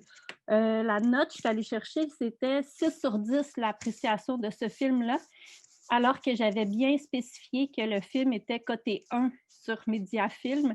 Ça, c'est assez intéressant parce que les étudiants de 18, 19, 20 ans n'utilisent pas du tout n'ont pas les mêmes références par rapport au mécanisme de notation, de comment on donne la valeur à un film. Et ça avait été radicalement différent un peu plus tard, une fois que les jeunes avaient parlé avec des médiateurs naturels, que ce soit des parents, des amis, sont revenus en groupe de discussion. Puis le film Les Ordres, c'est le film qui a eu la plus grande modulation. Donc, a priori, réception plutôt négative. Puis à la fin, une forme d'adhésion, parce que là, les jeunes comprenaient qu'est-ce que c'était que la crise d'octobre. Il y en a beaucoup qui m'ont confié, il était 25 à participer au projet de recherche, puis il y en a plusieurs qui me disaient que c'était la première fois qu'ils entendaient parler de la crise d'octobre. Donc ça, on parle beaucoup de lacunes par rapport à l'éducation cinématographique, mais il y a d'autres formes de lacunes dans notre réseau éducatif. Donc, je pense ici, je reviens à ce que Mme Cousineau a dit, le cinéma peut vraiment être un outil vraiment très, très intéressant dans plusieurs disciplines. L'important, c'est vraiment de le mettre en contexte. Puis c'est ça, moi, le souvenir que je garde du film Les Ordres, c'est que a posteriori, le film a laissé une trace profonde chez les étudiants, mais ça a pris un avant, un pendant et surtout un après. Ça a pris un bon 2 semaines. C'est comme si on avait besoin de sentir que le film avait laissé sa trace, puis que les jeunes le digèrent, parce qu'a priori, ce qu'ils me disaient, c'est « on n'aime pas ça, c'est en noir et blanc, on n'aime pas ça, c'est lent ». Puis tantôt, Joël parlait des Marvel, bien là, il n'y a pas d'explosion dans ce film-là, fait que ça leur prend un moment avant d'adhérer, puis c'est une pratique de lecture filmique avec laquelle ils sont très peu habitués, alors il faut tout mettre ça en considération avant de leur présenter un film comme le film Les Ordres pour être capable de penser qu'il va y avoir une rencontre entre l'œuvre et l'étudiant. Je ne sais pas si ça répond à ta question. Oui, et c'est vraiment intéressant. Je rebondis là-dessus parce qu'il y a quelque chose de très fort aussi dans ce film-là qui me fait réfléchir. Vous en avez parlé aussi dans vos présentations, mais au devoir de mémoire. Donc, bon, il y a d'à côté comment il peut te présenter à travers un film. Là, on fait un choix d'avoir une fiction sur un événement historique et aussi traumatique pour une province et une nation. Mais il y a aussi l'éducation à l'image, c'est très large. Là, je ne vous dis pas qu'on aura les réponses là dans les 20 minutes qui nous restent, mais c'est aussi le rapport entre devoir de mémoire et éducation à l'image. Comment, à travers ça, on transmet aussi une histoire et à travers quand même un cinéma qui met en scène et qui fictionnalise. Et je n'ai pas la réponse, mais moi, c'est aussi, je ne sais pas si vous aviez des commentaires là-dessus, entre ce rapport justement à enseigner les images et un possible devoir de mémoire qui passe à travers ce genre d'œuvre. Donc, je ne sais pas si peut-être, Joël, tu avais une idée là-dessus. Toi-même, en présentant aussi des extraits allant des Frères Lumière à Avatar, enfin, qu'est-ce que ça t'évoque, ça, pour toi? Excuse-moi, je ne suis pas certain de servir ta question, où tu veux en venir exactement. Oui, je me demande le rapport entre éducation à l'image et devoir de mémoire dans des films comme Les Ordres, par exemple, qui relatent ce fait historique-là. Oui. Et qui peuvent devenir comme un vecteur d'histoire. Mais pour ça, il faut analyser les images et le langage cinématographique. Alors, est-ce que ça fonctionne? Est-ce que réellement, ça peut amener un devoir de mémoire dans un imaginaire collectif ou qu'est-ce que serait votre... Très bonne question. Je sais, on n'a pas la réponse. Je lance la question parce que moi, c'est quelque chose qui m'obsède beaucoup et je trouve que Les Ordres révèlent ça. Ah, peut-être Thomas. Mais vas-y, Joël, vas-y. Non, vas-y, Thomas, je vais rebondir sur Thomas. Donc, j'allais venir à ta rescousse. Donc, Joël, c'est mon patron à l'Observatoire du cinéma au Québec. Je suis toujours là pour lui. Mais donc, je sais que tu as une réponse, mais je vais juste... Parce que le commentaire de Camille me fait penser à... C'est-à-dire, il y a en effet... on peut faire des lectures multiples de toutes les œuvres et il faut faire des lectures multiples de toutes les œuvres. De mon côté, dans ma présentation, j'ai insisté sur la grande forme de l'évolution du cinéma, mais il n'y a pas que ça. Mais dans le film Les Ordres, il y a vraiment une adéquation entre la forme et le fond. C'est-à-dire, finalement, c'est un film sur la perte d'identité ou sur, du moins, des questionnements par rapport à, donc, à l'identité. Et Joël l'a bien ciblé avec la scène clé du film, qui est la scène où on coupe les cheveux et les barbes. Au final, il y a des commentaires, c'est expliqué dans la voix off, comme quoi les personnages ont l'impression de perdre une partie d'eux, donc littéralement, avec c'est comme une ablation d'un membre, et ils perdent une partie de qui ils étaient. Donc, c'est un jeu sur l'identité. Et que fait le film sur le plan formel? En jonglant justement avec noir et blanc couleur, en jonglant avec différents rapports à la mise en scène, avec des dispositifs de distanciation comme les fausses entrevues, ben, il joue aussi sur l'identité des images et sur l'identité du cinéma. Donc, la plupart des grandes œuvres ont ce double rapport-là. Donc, comment allier devoir de mémoire et éducation à l'image? Ben, le film de Brault déjà essaie de le faire parce qu'au final, c'est les mêmes thématiques qui sont abordées à la fois ostensiblement dans le contenu du film et avec un peu plus de recul dans la mise en scène elle-même. Et les deux sont perceptibles. Évidemment, le film est fort parce que les deux s'emboîtent bien, je crois. Oui, effectivement. Mais encore une fois, on n'aura pas toutes les réponses.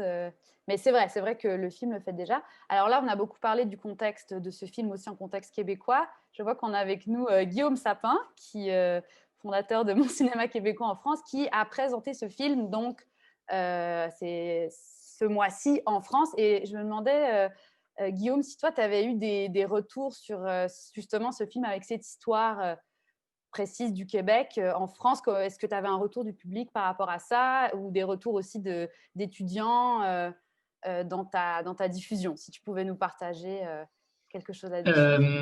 Oui, bonjour à tous. Non, alors c'est un peu tôt parce que le film en fait fait partie de notre programmation du mois de novembre et décembre, donc on va attendre quelques temps. Et comme vous le savez, les cinémas en France sont tous fermés, donc on n'a pas pu initier des séances en salle. On va essayer de reporter tout ça pour le premier semestre 2021. Donc je pense que pour l'instant c'est un petit peu tôt pour faire des retours et on est en train j'en parlerai plus jeudi, mais on est en train de mettre en place des parcours découvertes justement du cinéma québécois. On se posait la question de savoir si les ordres pour un public de 15, 17, 18 ans seraient adaptés, non pas pour les questions que vous avez abordées, sur le devoir de mémoire, etc., c'est super, mais c'est plus sur le fait que c'est une part de l'histoire du Québec qui est quand même assez peu connue des jeunes en France, et donc assez difficile de se rattacher. Donc, c'est pas forcément sur ce sujet-là directement que j'aurais voulu aborder sur les parcours découvertes, dont je reparlerai jeudi.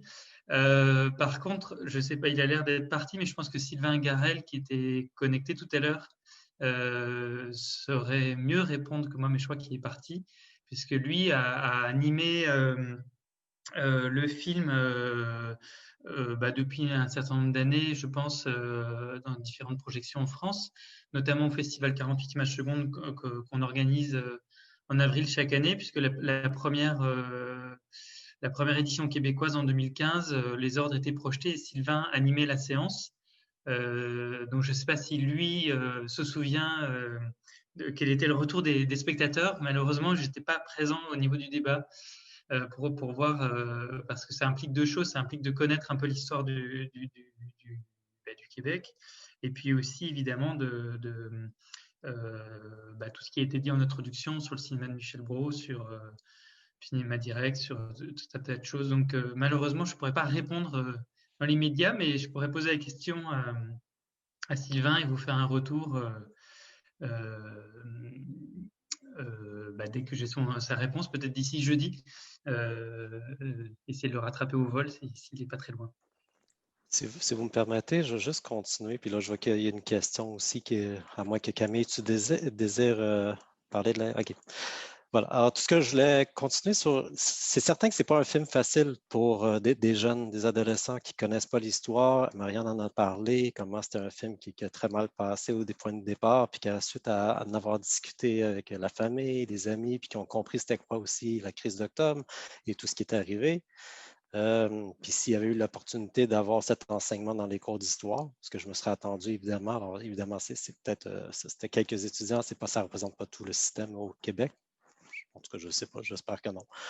Tout ça pour dire que c'est un film extrêmement difficile à visionner au niveau du langage cinématographique pour des jeunes, justement, qui n'ont pas cette habitude-là, c'est ce que je disais justement dans mon propos, c'est que c'est difficile d'offrir un temps adéquat pour un film, de l'écouter, prendre le recul, d'être isolé, de ne pas avoir des distractions complètes, parce que c'est un film, justement, que tout est très discret. Mais l'humiliation demeure là, c'est un film sur l'humiliation, comme Brault le dit. Puis ce qui était intéressant d'aller chercher chez les jeunes, c'est de savoir, est-ce que vous avez ressenti cette humiliation-là? Même si vous n'aimez pas le noir et blanc, vous ne comprenez pas le couleur, pourquoi il a fait un choix entre couleur et noir et blanc là, puis Michel Brault dit, c'est un choix de gamin, j'ai juste voulu intervertir. Ça m'amusait, puis certainement qu'il y a des réflexions beaucoup plus profondes sur cette idée-là. Je ne crois pas que c'est simplement ça. Mais de connaître, puis c'est ça que j'amenais tantôt dans ma présentation, de connaître l'équipe de création derrière le film est hyper importante.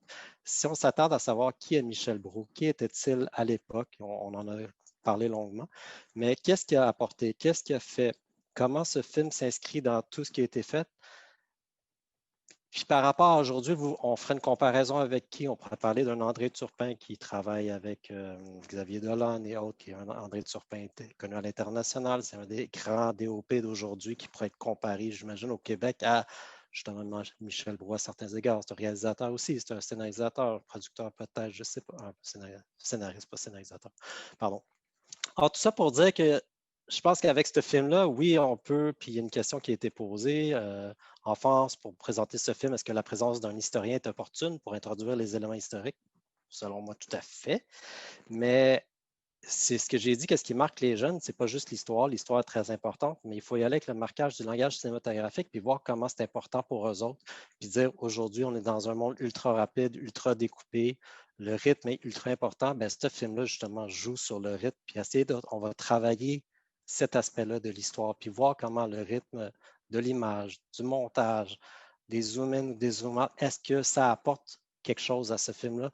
Puis plus on va creuser ces notions-là de base, qui ne sont pas très complexes, on va amener une appréciation beaucoup plus grande pour le film, puis on va comprendre pourquoi Mediafilm a décidé de passer ça à la cote 1, puis avoir reçu Martin Bilodeau l'année dernière à l'Observatoire qui nous expliquait comment ça fonctionnait les cotes. Obtenir une cote 1, c'est complexe. Ça peut être une cote 2, puis ça prend après 7 ou 10 ans, j'oublie combien, Lorraine peut-être le sait, il faudrait que je réécoute notre rencontre, mais Martin nous l'a dit, ça prend plusieurs années pour que Mediafilm revoie le film dans son contexte historique, niveau de mise en scène, travail technique. Et est-ce que le film tient la route? Est-ce qu'il s'est enrichi dans le temps? Et la réponse était oui.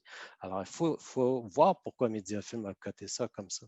Alors voilà, c'est ce que je voulais apporter. Merci beaucoup. Je pense qu'Anne-Marie, tu voulais intervenir? Oui, je voudrais revenir, mais j'étais très touchée par Marianne Gravel, peut-être parce que j'ai enseigné au cégep aussi très longtemps. Mais il me semble que c'est justement ça le rôle de l'éducation. Quel que soit, moi j'enseignais plutôt en français, théâtre, mais en cinéma tu vas y aller autrement. Mais il me semble que le travail qu'on fait à l'école, c'est de présenter aux étudiants et aux étudiantes des films ou des pièces de théâtre. Dans mon cas, c'était aussi les amener au théâtre, qui font pas partie de ce qu'ils vont aller voir nécessairement. Un jour, il y en a un qui m'avait demandé, Madame, pourquoi on ne va pas voir à l'époque Brou? Je dis, tu n'as pas besoin de moi pour y aller. Par contre, je vais t'amener au théâtre voir des pièces que tu n'iras pas voir.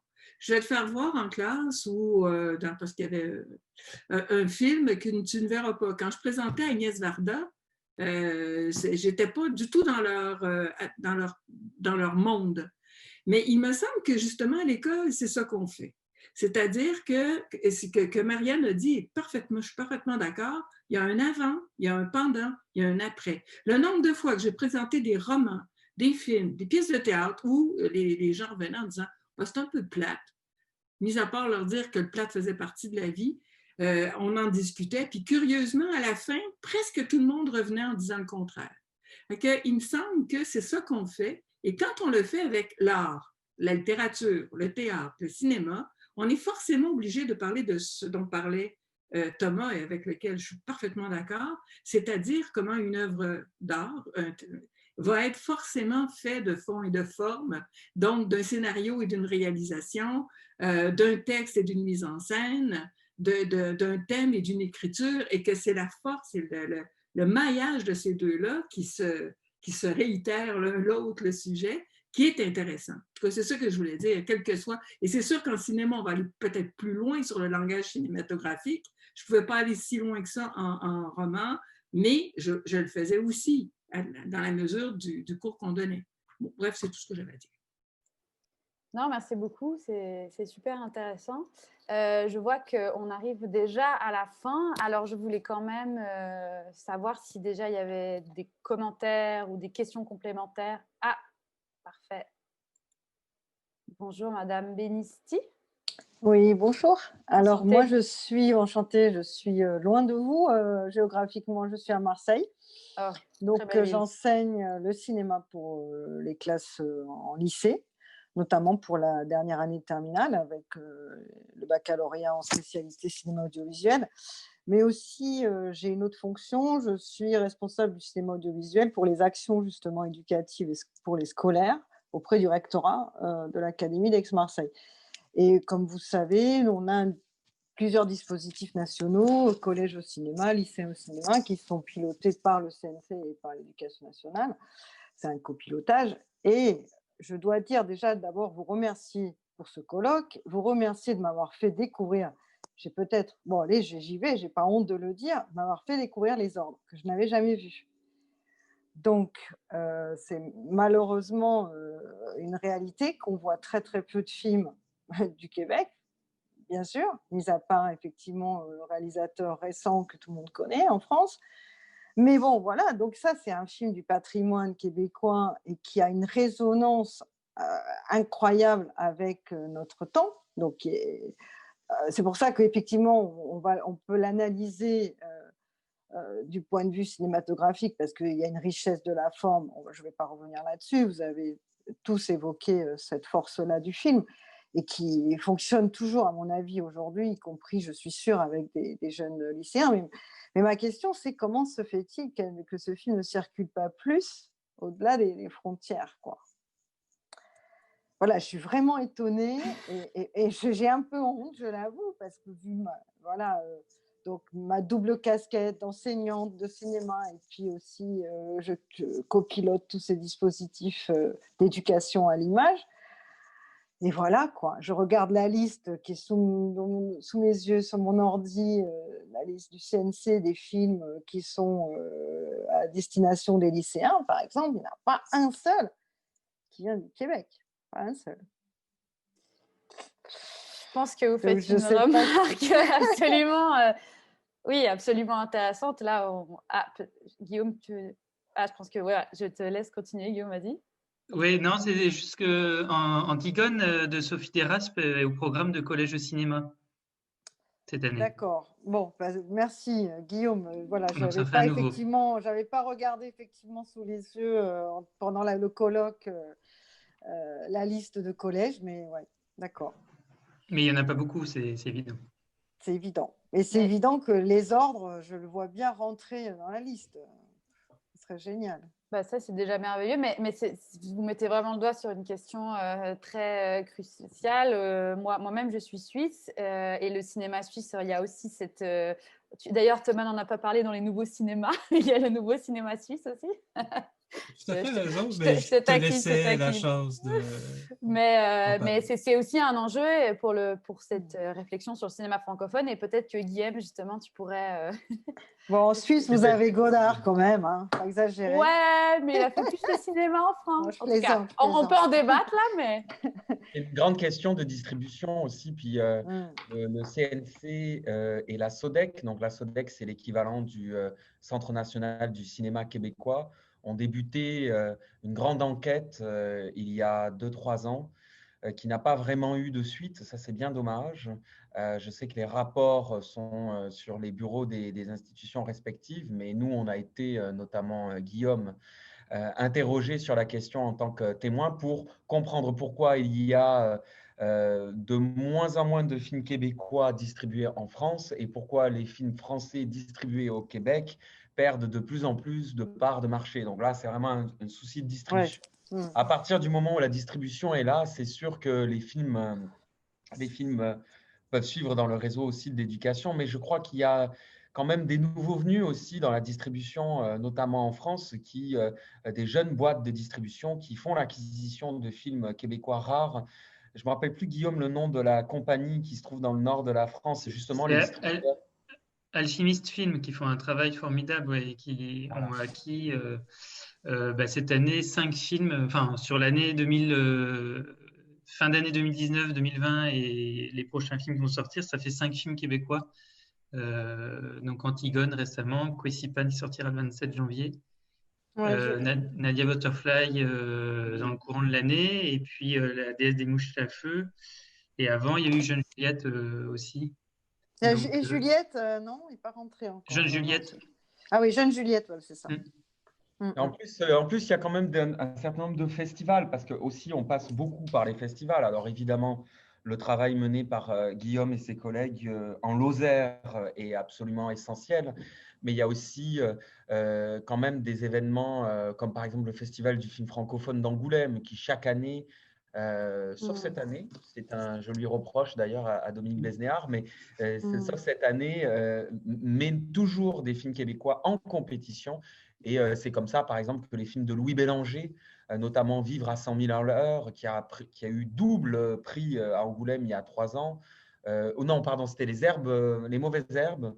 Et Vivre à 100 000 à l'heure, c'est le plus récent. Mais c'est vrai que ça reste assez ponctuel et je pense, sans parler pour toi, Guillaume, mais je pense qu'il y a un vrai besoin de coordination un peu plus nationale et un besoin de soutien, parce qu'à partir du moment où les festivals sont là, les distributeurs sont là, ben là, le réseau de l'éducation à l'image. Moi, j'étais venu à l'invitation de Emmanuel Etis il y a 2 ans. Je connais Emmanuel Etis, bien sûr. Voilà, l'ancien recteur de Nice. la région. Pour parler justement de l'éducation à l'image québécois. C'est vrai que tout ça est très ponctuel, mais ça manque de coordination. Je pense que c'est un problème plus global, mais assez important sur lequel il faut travailler. Oui. Mais effectivement, je vois que le temps file déjà, mais je pense que c'est une bonne conclusion de dire que éducation à l'image, c'est aussi des questions de peut-être politique culturelle et de justement distribution de certaines œuvres ou pas. Et c'est quelque chose sur lequel on va revenir notamment jeudi lors de la table ronde. Donc voilà, je voulais tout d'abord remercier grandement Anne-Marie, Thomas et Joël qui ont réussi à décortiquer les ordres, un film extrêmement complexe. Je suis très heureuse d'avoir eu votre intervention aussi, Madame Benisti, et que ça puisse découvrir le film. C'est aussi le but. Ah oui, très heureuse. Bon, tant mieux. J'en ai parlé autour de moi déjà. Et peu de gens le connaissent pour l'instant. Vous pourrez reprendre la bonne parole alors. Et le proposer à une prochaine commission aussi.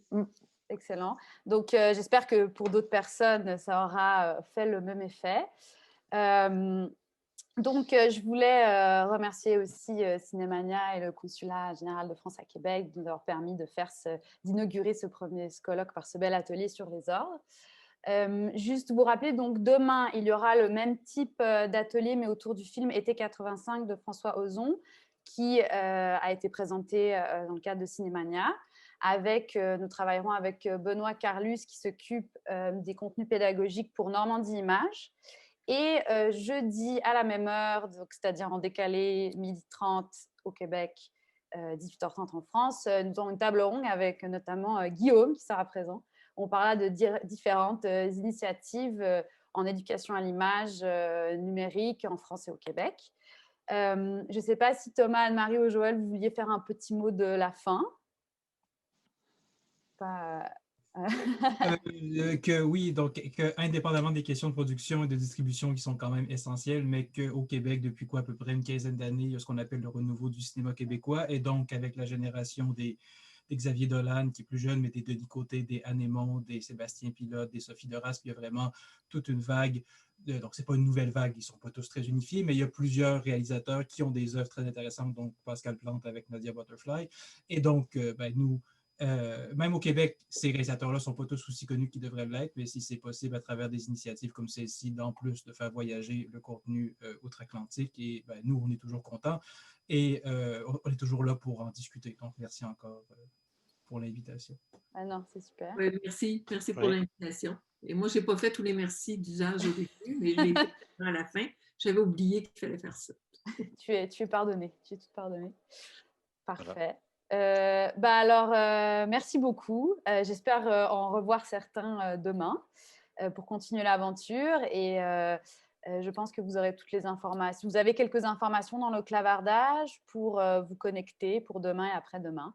Et sinon, n'hésitez pas, je vais vous écrire à... Vous pouvez nous écrire à info@mediafilm.ca et on pourra faire le suivi avec vous. Donc, je vous souhaite une très belle journée